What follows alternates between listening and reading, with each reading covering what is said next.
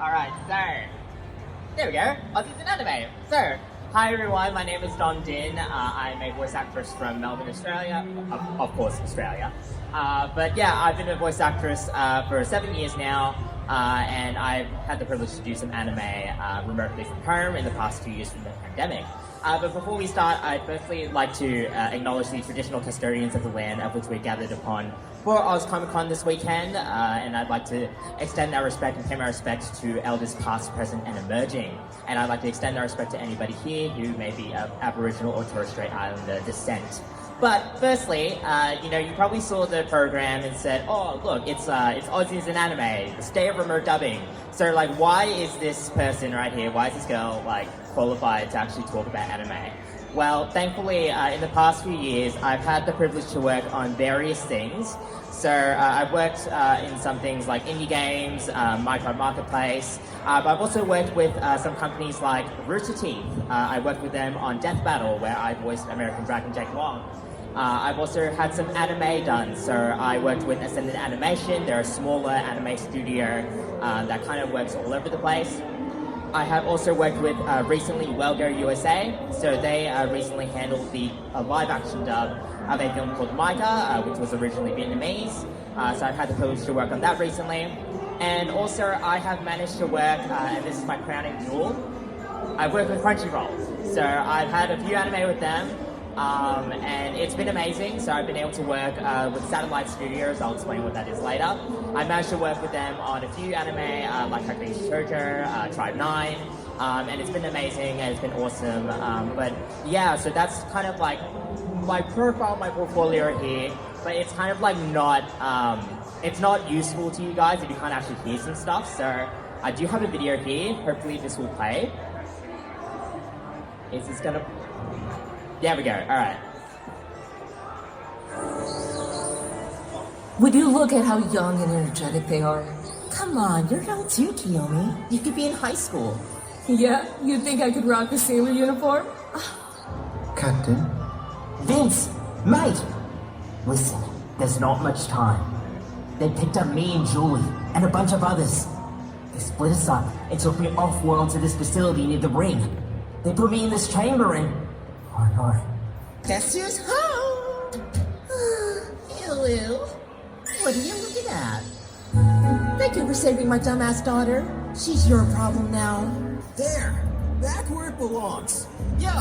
Back to steal something else? Dragging up! You got 3 seconds before the Amdra's gonna show you out. What?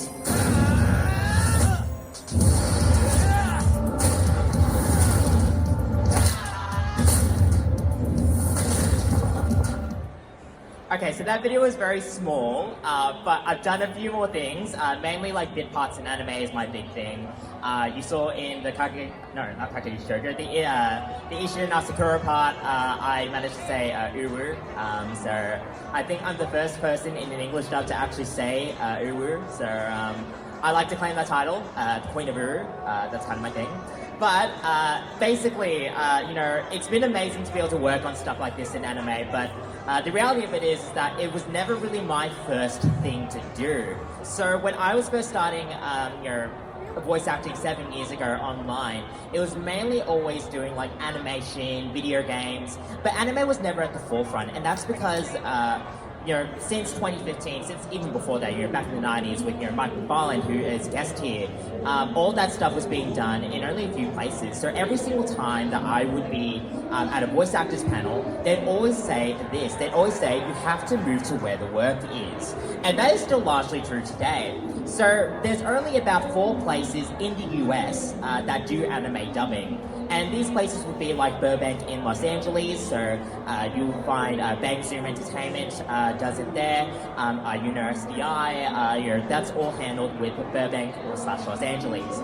We also have Dallas Fort Worth, that is the home brand for Funimation, or as it's now known, Crunchyroll, as since the acquisition.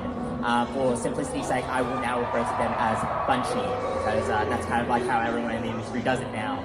We also have Houston, Texas, which is responsible with Sentai Filmworks. And then we also have a few other places. So we have New York with NYAB Post, and then there are also some other studios down in Florida. But anime was only ever done in person at a recording studio. So you see a picture here of Brina Valencia, who was recording Chopper at Funimation. I think this was back in 2014.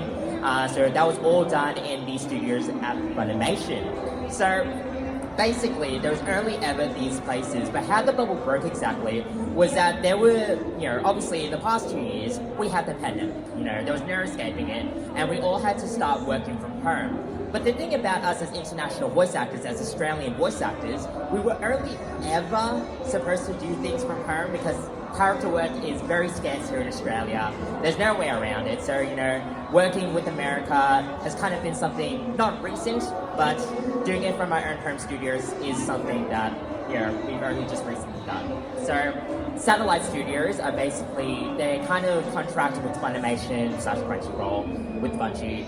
And they're able to dub anime, in their own studios, in their own casting pools. And basically, as we started working from home, these satellite studios ended up just opening up the pool to everybody, not just around the US, but internationally as well. So with that, having been forced for years to do character work online, it was just a no-brainer for us to be able to slot ourselves in with these home studios that we'd easily be able to have already. And they can be quite expensive, but there are some ways, cheaper ways to get into that. I'll get into it later. But we basically have already had accessible steps for a very long time now. So how we dub from home is, we patch in directly to the audio engineer using a software. There's words like names that I'll pull out now, but probably won't be able to, you can search it up later. There's Source Connect, there's a Session Link Pro, and these things have all kind of propelled us into doing anime from home. And we'd also just look at the screen share from Zoom. That's kind of how it is, and I'll show you quickly what a session usually looks like. So as you can see over here, I'll just use this one screen here. We have the footage of the anime itself. So I did a sample of Ouran High School Host Club, one of my favorite anime. And we also have the script, the ADR script. So you'll notice that there is the line number, so that's where it appears in the actual episode. There's the time code, which is kind of more for the engineer's perspective. And then there's the line itself. And if you were at Michael McFarlane's panel earlier, you'll notice he also said something about how there's kind of markers on the script that indicate more different sounds, OM is an open mouth sound, CM is closed mouth, CT is kind of clenched T. So there's all these different terminologies and stuff, but this is kind of what your session would look like, if you were in studio or if you were remote. So with this, with all these remote talent being able to work on anime, there's actually still only kind of a scarce amount of people actually doing it, especially Australians. So with that, we have about 7 Australians working in anime at the moment, and that is only out of 30 international voice talent in anime at the moment. So we have a few names here, maybe you'll see them on Twitter. We have Edwin Tiong, he worked on a few anime, I believe he worked on Full Dive, he also worked on Tribe 9. We also have Amy Smith, who worked on Dragon Ghost House Hunting, I believe in Prince of Tennis as well. We have Angela Tran, she worked on The Titan's Bride, which is by Ascend Animation. We have myself, I've already given my credits out, but with Crunchyroll, with Ascend Animation, I've done those things. We have Darcy McGuire Wheelahan, who worked on Spirit Chronicles, or Sarah Gekiso. That's with Crunchyroll, with IUNO SDI, which is another studio. And then we have Veritan and Lane Sparlin, who both worked on some AFK Arena anime shorts. But these are the only Australians right now doing anime. And with that, there's so much potential for us as Australians to be able to work in anime. And the reason I say this is because, our accents are quite a hot commodity in media. You never really see a lot of good Australian accents by actual Australians because, most of the time they're quite, the studios are landlocked. They need just the talent that's local to Los Angeles. So I'll give you guys an example of why it's good for us to actually have proper Australian accents in anime. This is from Free Eternal Summer. Oh my goodness, it's Rin. Welcome back. How have you been, son? How are things back in Japan? I've been doing with myself. My, how you've grown. That's because I'm swimming every day. Every day? You love it that much? Yes. Rin, is that your friend Harvey? Yeah. Ui đi. G'day, Harun. I'm Russell. Glad to know you. And I'm Lauren. Rin's told us all about you. You're pulling my leg. Is that you? Oh, Rin. So how you been keeping? Things good back in Japan? Things are great, Russell. Good to see you. I can't get over how big you've gotten. Well, I swim every day, so, you know. Every day? That's some dedication. Oh, yeah, alright. Wait, is that him over there? That's him. What are you doing? Seriously? G'day, alright. Any friend of Rim's a friend of mine. Wonderful to meet you. I feel like we already know each other. Alright, so as you heard there, in the original Japanese, they actually used Australian expats that were living in Japan. So it's very easy for them to actually get those accents right. But in America, when you're dubbing in Texas, and you only have access to about the Texas casting pool, the Los Angeles casting pool, you don't really get authentic Australians. So normally you get the really broken, like, oh yeah mate, how you going? Like you get that kind of accent, which is not really accurate at all to, who we are as Australians, right? So there's a huge gap, I believe, in the market for our accents because it's something that, we're all the way across the world, we're still an English-speaking country, mainly, but most of the time whenever you see Australians in media, normally they kind of sound British, or they just don't sound right. They never really get our accents right, and that's something that we really want to see more in anime. Now, I say this panel, doing Aussies in anime, right? There's Australians in anime right now. Unfortunately, there's a bit of industry talk. You might have seen it on Twitter if you're involved in Twitter. But basically, a lot of times we've seen some things coming in about Crunchyroll, where they're saying that they're only going to refocus on local talent for now. So the opportunities that I've managed to receive as a voice actor has been kind of shifted towards like it's probably not going to be possible anymore. But I remain optimistic. I believe there is a place for hybrid recording, which basically a mix of local talent and remote talent. And when I'm saying all this stuff, I want to encourage people to get more into voice acting, whether it is a career or whether it's a hobby, because having more Australians in voice acting is something that I think we all need. So with that, I kind of want to just go on to how you can get started, not necessarily in anime, but in cartoons, video games. It's all possible with the power of the internet, right? So there's a few ways you can get started here. So firstly, I'll talk about the equipment that we use in dubbing. So the gear that you use in dubbing actually doesn't really matter. It can be quite cheap, actually. But there are some studios that require microphones that are quite expensive, like you'll see names like Neumann, U87, right? A lot of this stuff is very up there, it's quite expensive, and a lot of the times when you're an online voice actor, you actually don't need this stuff. It's just so that you can be more marketable towards the studio. But I polled on Twitter a bunch of actors, no matter if you're remote, no matter if you live in the US, about who has worked in dubbing and what gear they use. So you'll see here 19 of them own a Neumann TLM-103. So this is a microphone that's commonly used with Crunchyroll, based on studio recommendation, or engineers have recommended it, or people in the community have recommended it. That's mainly how they got their microphone. But then a good chunk of others own microphones costing between $300 Australian dollars to $800, right? There's a vast range of setups, in varying in cost that you can get in order to get into voice acting, and it doesn't need to be expensive at all. So with that, I have kind of a starter kit in order to get into voice acting. So you'll see here that we have a few microphones here. The two top ones are the Blue Yeti, very common, especially with streamers, and we also have the Elgato Wave 1. Now, USB microphones are they're kind of talked about in the industry. They're kind of cheap, but at a certain point, if you get more than a $200 USB microphone, it's probably not worth it. But that's why I recommend these two specifically. If you're looking to get more into an upgrade path with voice acting, maybe you've already figured out that, you want to do voice acting more like as a career, or you want to just progress more, there's XLR, which is kind of like a connection type of microphone. There's information online, so I won't be able to explain it fully today. But we have an XLR microphone. This is the AT2035. And one of my friends, Brianna Olvera, she managed to record Borderlands 3 on it. So that's a microphone kind of tried and true. It's really cheap as well in comparison to the rest of the industry. And then there's also an audio interface, which basically you connect into your computer and then the microphone connects into that. And it provides you much more sound quality and better versatility in terms of how to do your microphones and everything like that. We have recording software as well. Hang on, wait. There we go. I have some things that I should have put up on the screen, but you can read that quickly anyways. I'll move on though.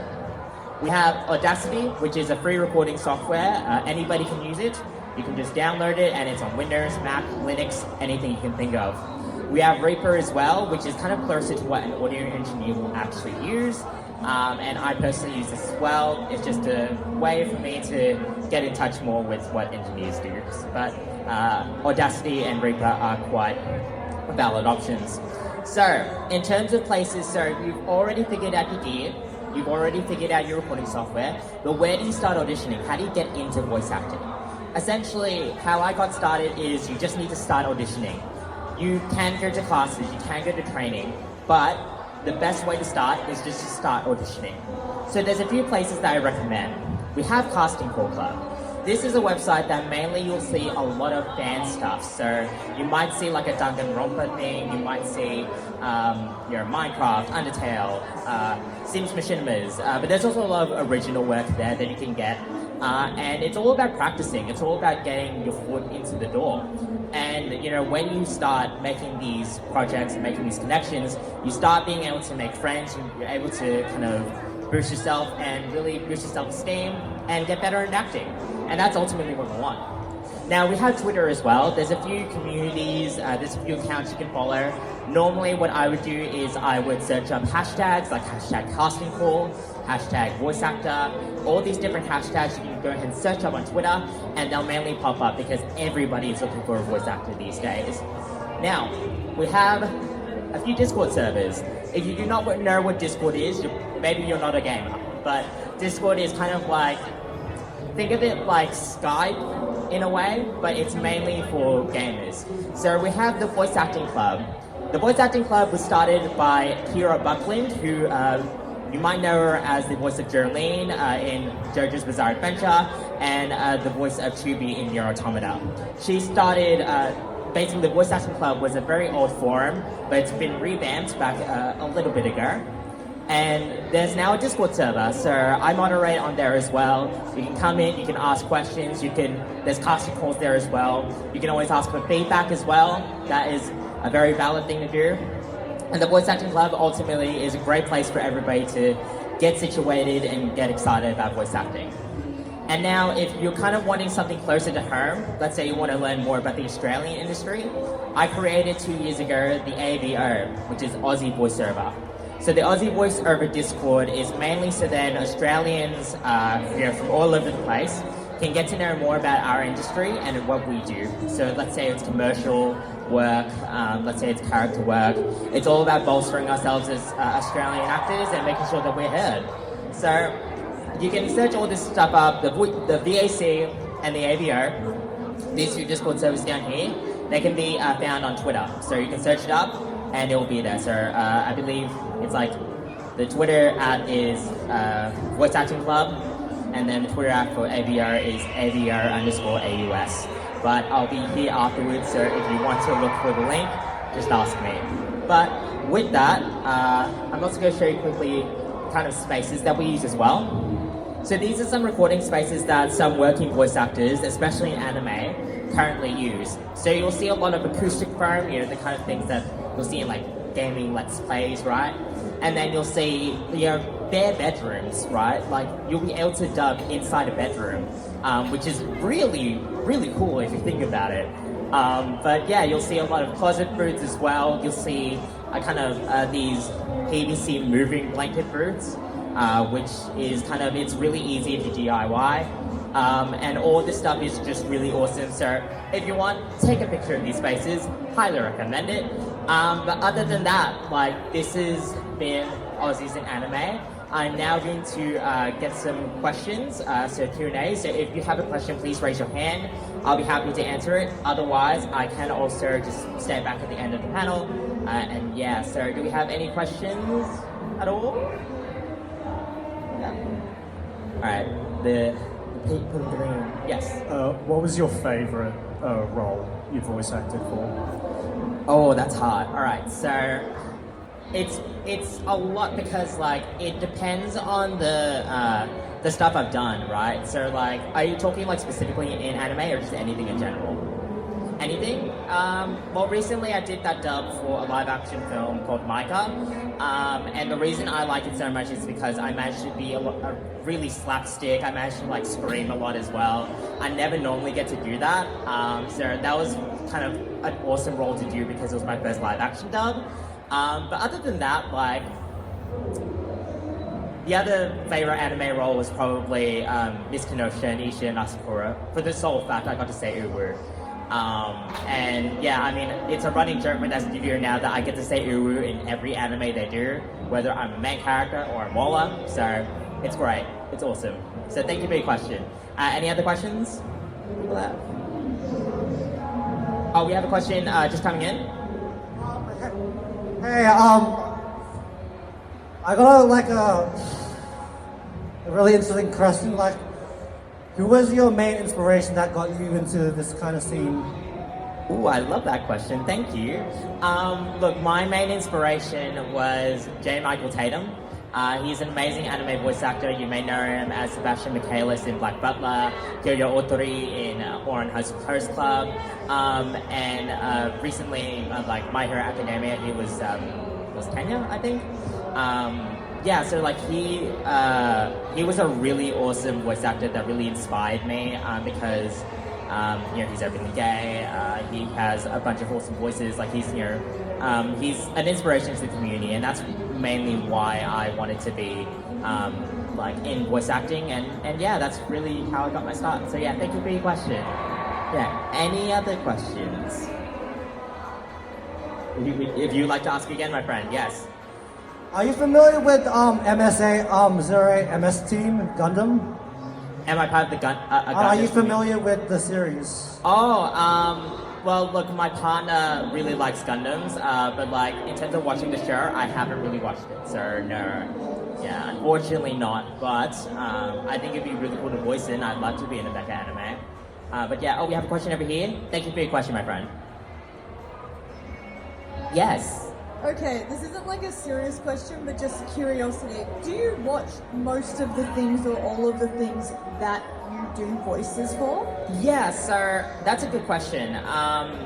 If I'm being completely honest, I only ever watch the episodes I'm in because oftentimes when I go into the booth, right, I only get a few scenes here and there throughout the episode. So for an example, I watched Kageki Shoujo, and I was just a little small role in that. But I only got like a few scenes here and there. So I was like, oh, what's this episode about? I might as well watch it, even though I haven't watched the rest of the series. But oftentimes, like, I'll try to watch like the anime I'm in, but I'm very vain. So I like to watch only what I'm in. But I hope that answered your question. Any others? We have another one from a friend at the back. Lovely. If you have to pick one anime or series you want to be isekai'd in, what would you pick and why? Ooh, okay. Oh, look, like, I mean, it doesn't have to be an isekai, right? Any anime I want. Oh, alright. Oh, that's a really hard one. I guess I want to say Welcome to Demon School Iruma-kun. I love that show. Partner got me into it. I'm like, I want season 3. I was on the last episode of season 2 and I didn't know it was the last episode. And he was just like, oh, I think there's another episode after this. Heartbroken. There was no other episode. So I had to wait until season 3 comes out. But Iruma-kun, that's anime I'd like to be isekai'd in, for sure. Yeah. Are there any other questions? Again, from the man in the back. It's all good. Yeah, ask a question if you want. When it comes to at least voice acting, like when it comes to the scripts, like which part of the script is the most difficult? Like, is it like sounds or like trying to imitate the character, or is it like trying to get into the like scenario, imagining the Right, scenario? like the immersion. Yes, Yeah. I mean, like, I'd have to say the hardest part is actually like the lip flaps part. So there's sometimes, I shared the script earlier from Moron. Oftentimes it's not hard to get into the immersions of the anime because thankfully we have the original seiyus that can do the performance for us, right? It's not like pre-A animation where we have to do it first. So I always kind of listen to the original Japanese during the preview, and it's so easy for me to just switch on and be like, all right, let me try and replicate this in English. So that's not a problem. The problem lies is when I have to try and match the flaps. So in anime where you have to make sure that it actually sounds like it's coming from their mouth.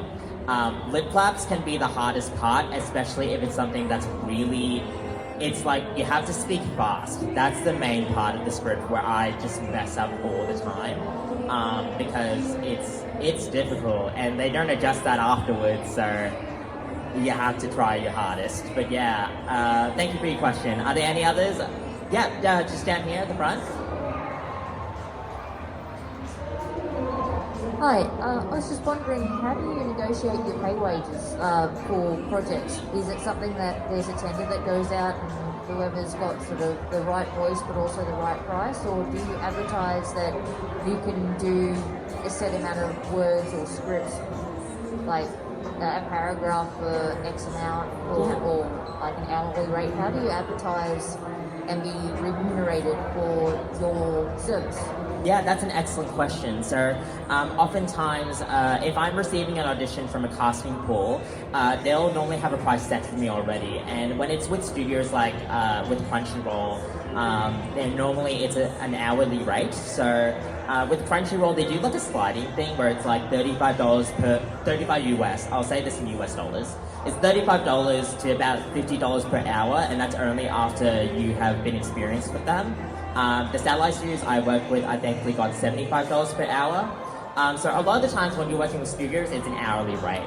Now, when it comes to charging, doing voice commissions, for example, there's per line and per word. And oftentimes it will really depend on the project you do. So if it's if it's like a visual novel, normally I'll give like a per line rate. But then when it comes to something like an animation, I might give like a per word rate. And that's stuff that you can actually, I'll just shield back here if I go backwards. If you look at the Voice Acting Club on the Discord server, there's actually a rate guide. So it's an indie rate guide for independent voice actors for independent projects to be able to actually find the pricing that you want to charge, and you can always send out the proposal to people who ask for the proposal. So there's different projects you can ask that they'll ask you like, hey, what's your rate, and you can give it to them. So oftentimes, like if it's out of their budget, they may not go for it. But if they are in budget, then it's down to whoever is probably best suited for the role. So I hope that answered your question. But yeah, we have one at the back again. My friend. It's been so long. I got a bit of an unusual question. Like, I'm not sure if I should be asking this. Like if you have done this type of genre before, have you ever done like at least OVAs or like drama CDs or like special special drama series where you voice over a particular character or a special scenario like Christmas or like Valentine's or something like that? Right, yeah. Look, not officially. Like I haven't done any official licensed stuff that does like OVAs and like drama CDs. I used to do it for fun. So when I was in the voice, like the fan career stuff, like the fan hobby stuff, I did do a bit of like drama CD kind of works. On YouTube, I was in an English adaptation of the Yuri on Ice stage play, which was something to do with like Chihoko or whatever. So that's on YouTube if you want to watch it, and it's just audio. So that's one thing I've done. But other than that, I haven't done an officially licensed thing yet. But I really want to. It sounds really cool. So yeah, absolutely. Do we have any other questions from? Oh, yep, over here. I'll get back to you soon, my friend. Yes. Hi, this might be a bit of a strange question, but you being like an Aussie-based actor, how good do you come across casting calls and landing jobs with places like Crunchyroll coming from Australia? Is that something that's like an open casting calls at the agency or? Yeah, so I answered a little bit of this earlier, but it's alright, I'll answer that part because it is a little bit different. So agencies normally never send out anime, and the reason why is because they want a commission rate, and anime just pays so low, unfortunately, so they almost never send out for agencies. It's only like if you're with Netflix where it's unionized with SAG-AFTRA, that's when you can get the higher union rates, and then they're like, yeah, I want some of that commission rate. So it's different for that. But in terms of the anime that I've done with Crunchyroll, essentially like it was kind of like an open casting pool. So it's not specifically like, oh, I want to audition for like the new Tokyo Mew Mew anime. It's none of that. It's mainly like sometimes you'll see casting directors on Twitter be like, hey, I'm looking for people who have Australian accents or like Russian accents. Send me an email and have your demo reel ready, maybe your resume, and normally they'll like maybe add you to the casting pool, or at the very least they'll add you into that audition, and hopefully you get more auditions coming your way, more casting calls coming your way. So that's the main thing about it. With Crunchyroll right now, I mentioned this earlier, but unfortunately they're kind of refocusing on local talent, but eventually the hope is that they'll go hybrid recording, which is both local and remote. So that is the goal, and that is the hope. So yeah, keep on hoping and keep on dreaming. It's going to happen eventually. I have so much faith. So yeah. Thank you. No worries. Thank you. All right. Do we have any other questions before we wrap up? I'll have one from the back again. Yep, with my friend.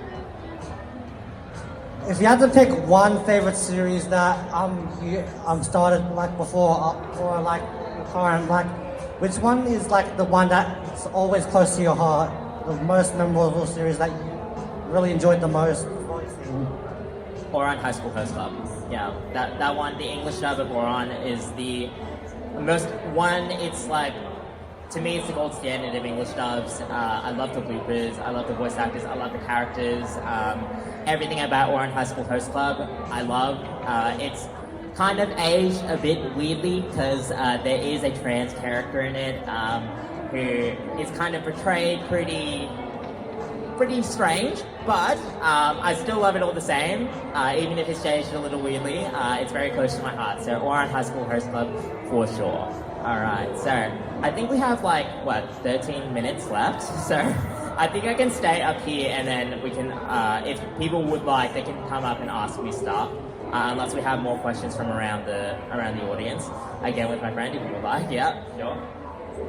For like inspiring like young like kids and adults that want to get into voice acting, what's the piece of advice you can give to these young people in the audience today and tonight?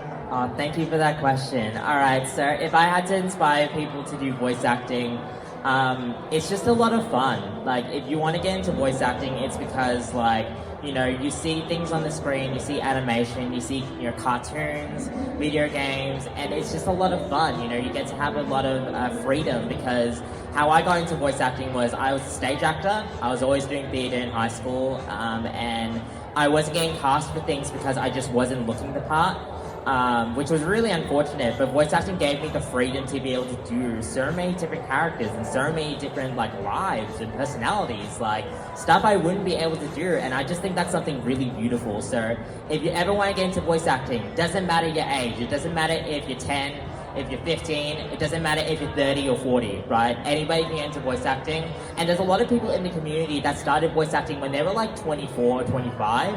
One of my friends, Vincent Baller, he started when he was like 27, and he's in the German voice acting scene, and he managed to get Jonathan Joestar in the German version, and the German dub of JoJo's Bizarre Adventure. Like, he's done so much stuff in the past few years, I'm so proud of him, and he got into it late in life. Like, he didn't do this, like, I started when I was 15, but he started when he was like 20 something, and he's doing so much stuff. I'm so proud of him. So all that stuff, like, whatever age you want, get into voice acting. It's so much fun, so highly recommend it. So hopefully that answers the question. But I have like 10 minutes left. I don't know how I'm going to fill 10 minutes of questions, but if you have questions, please raise your hand. Just another one. matter what. Oh, yes. Just out of curiosity, you said you like Oran High School Host Club. Who's your favourite character? That's a really hard question. Oh gosh. Look, I want to, like, just Haruhi Fujioka is just, like, is an amazing character, like, you know, NB coded, and just doesn't care, but cares in a good way, you know, cares for her friends, and just, you know, I think she's an amazing character. And, you know, I have a non-binary cousin who my best friend watched Oran with them, and they loved it, and I'm like, I think that helped them figure out their identity, so I love Haruhi Fujioka for that, so yeah. But yeah, thank you for that question. Do we have one from Hello, Candace? Hi. Hi. All right. This question. So you mentioned that Oran High School Host Club is your inspiration. Yes. But what is your dream franchise or dream show to voice act in? Oh my god. Okay, so, well, if Oran got a season 2, I'd want to be Oran, right? But there's a lot of stuff I wanted to do. Like, I wanted to really be in Attack on Titan because that's what I started band stuff with. How I got started, I did Attack on Titan audio plays, some of which are still on YouTube. So I just thought it'd be a really full circle moment, but unfortunately it's ending soon, so I don't think I have the opportunity to be in it. But if I had the choice, probably Attack on Titan. I think it's really cool. Any other questions? We'll go with my boy at the back again.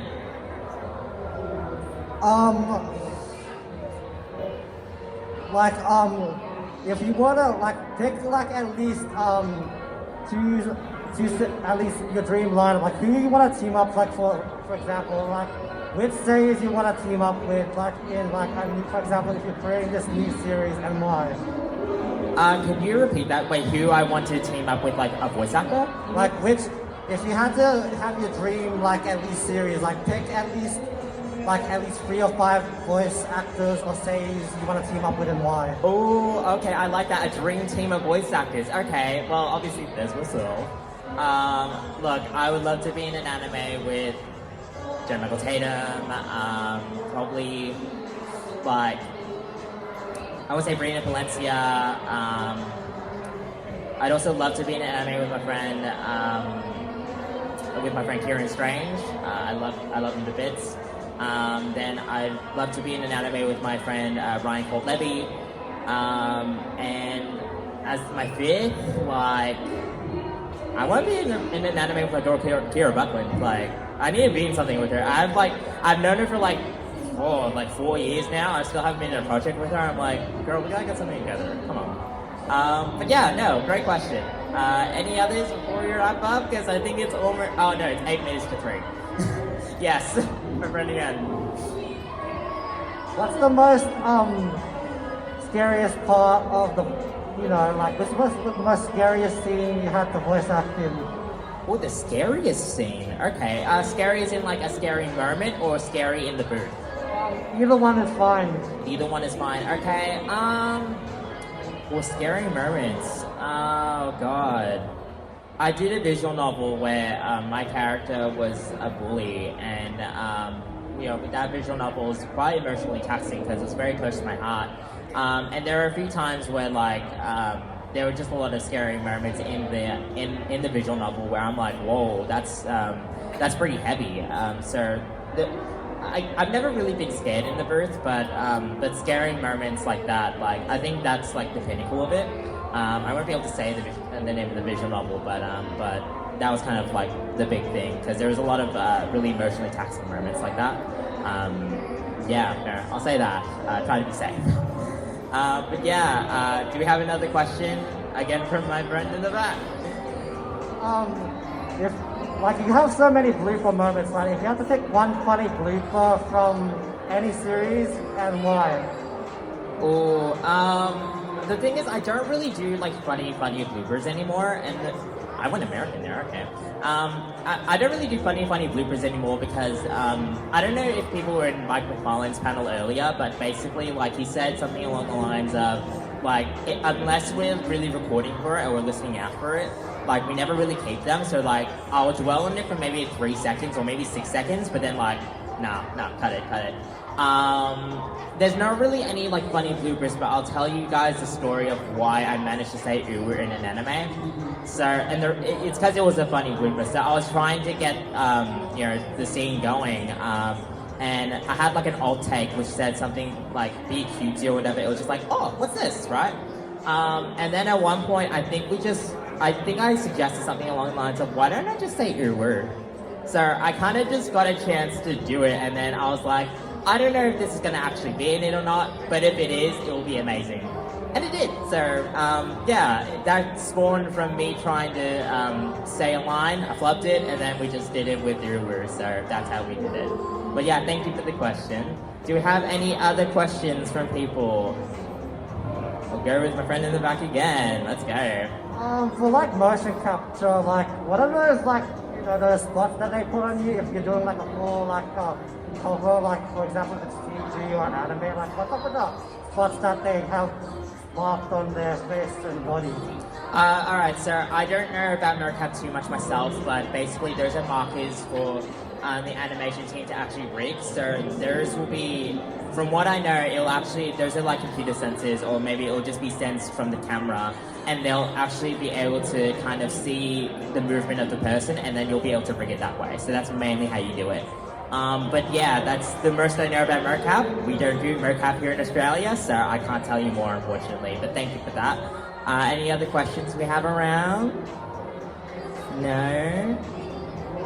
We'll go with one more question from the back, and then I'll probably wrap up there. What is the most hardest sound to do in voice acting? You have to pick one voice to imitate. One voice or one sound? One voice or sound. See, that's really hard because I only really ever work in my regular voice, so you'll hear me in anime like this, or maybe I'll lighten my voice, so I never really do like voice things unless I'm like, yeah, what up, dude, like it's really like guttural on my voice. In terms of a sound, like dying sounds are always really hard to do, but they're so rewarding when they sound good. Like I love a good sound where it's just like it's really guttural and there's a lot of pain in it, because like that's something you have to do. That's really like you have to go in on it, but you don't actually hurt yourself, obviously. So that's a really hard emotion to do, but yeah, it's always rewarding. So yeah. Thank you all so much for joining me for this panel. I really appreciate it. So thank you all for coming down. If you have any other questions, I will be staying back for a little bit, so you guys can come up, ask me, take a photo. I don't know. I'm not that famous yet. But yeah, thank you so much.